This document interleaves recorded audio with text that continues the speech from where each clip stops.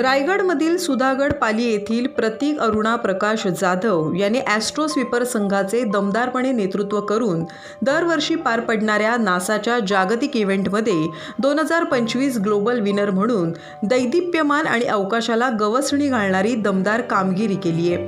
त्याच्या या कृतीने रायगड जिल्ह्याचं नाव जगभरात लौकिक झालं असून सुधागड पालीच्या शिरपेचात हा मानाचा तुरा खोवला गेलाय. या स्पर्धेत तब्बल 18,860 संघांचा सहभाग असून 167 देशातील 1,14,094 स्पर्धक सहभागी झाले होते. भारतातील इस्रोसह 14 स्पेस एजन्सी पार्टनर असून यात श्री प्रतीक अरुणा प्रकाश जाधव यांचा संघ ॲस्ट्रो स्वीपर्स यांनी 2025 ग्लोबल विनर असं प्रथम क्रमांकाचं पारितोषिक जिंकलंय. त्यामधून ग्लोबल टॉप 10 टीमची निवड करण्यात आली आणि त्या टॉप 10 मधून प्रथम क्रमांकाचा भारतीय इनोव्हेटर्सच्या ॲस्ट्रो स्वीपर्स टीमने गॅलेस्टिक इम्पॅक्ट विजेतेपद पटकावलंय. नासा इंटरनॅशनल स्पेस चॅलेंज हा जगातील सर्वात मोठ्या नाविन्यपूर्ण हॅकेथॉनपैकी एक आहे.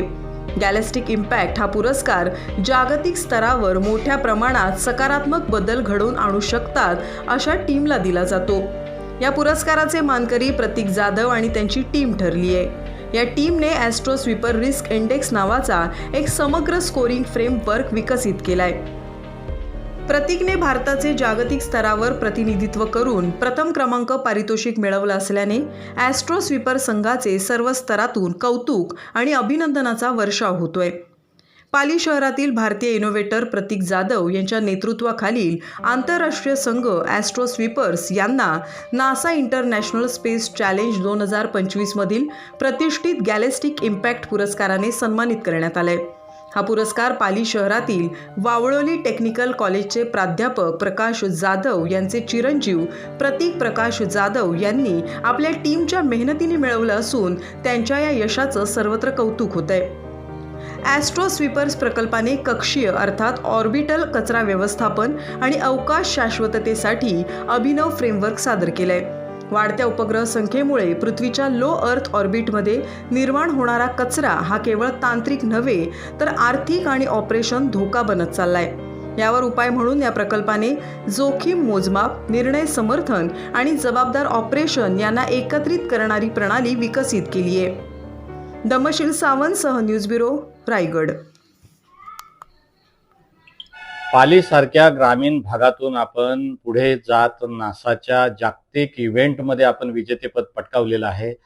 कसं हे यश आहे नेमकं आणि काय आहे या संदर्भात काय सांगा? पहिलं तर नासाचा हा फ्लॅगशिप इव्हेंट आहे जो दरवर्षी ऑर्गनाईज होतो. यावर्षी 167 कंट्रीज होते एकत्र आले होते. जगात 600 सिटीजमध्ये ऑलमोस्ट 600 इव्हेंट होते. त्यातून 18,000 प्लस टीम्स होते आणि त्याच्यामध्ये rocket scientist, data engineers, data scientist, aeronautical engineers वगैरे एकत्र येतात.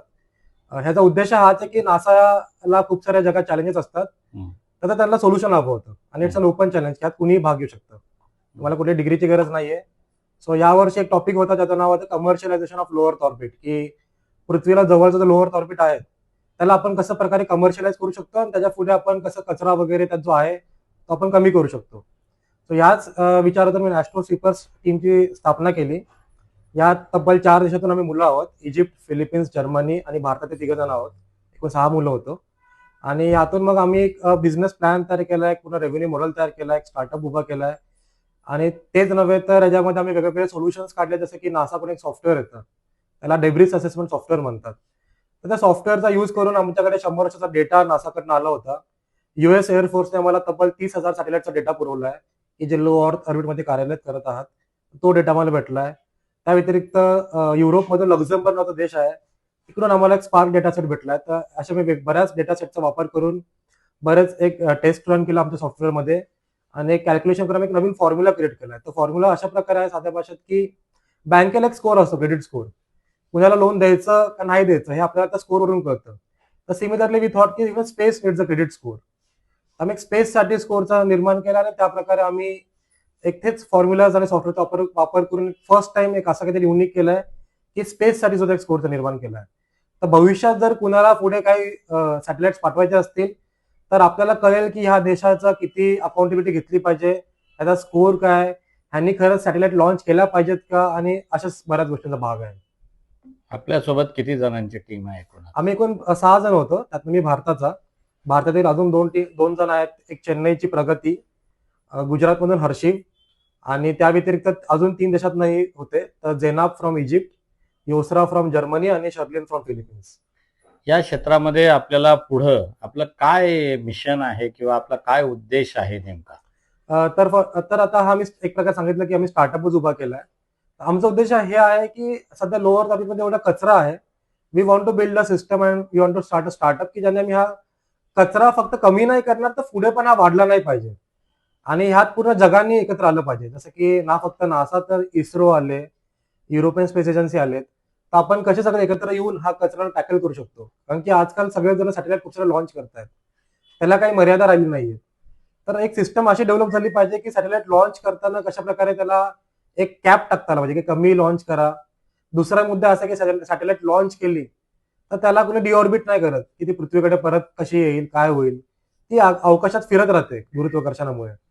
तर एक अशी सिस्टम क्रिएट करता आली पाहिजे की ऍटलिस्ट मे बी 20 वर्षांनी किंवा 25 वर्षांनी ते परत डिऑर्बिट करून पृथ्वीकडे परत पडतील आणि त्यामुळे कचरा कमी होईल एक प्रकारे. तर असे काही आमचा प्लॅन आहे. एक स्टार्टअप उभा करायचा आहे आणि स्टार्टअप फक्त बिझनेससाठी नव्हे, तर पृथ्वीला काय फायदा होईल या उद्देशाने सुरू करायचा आहे.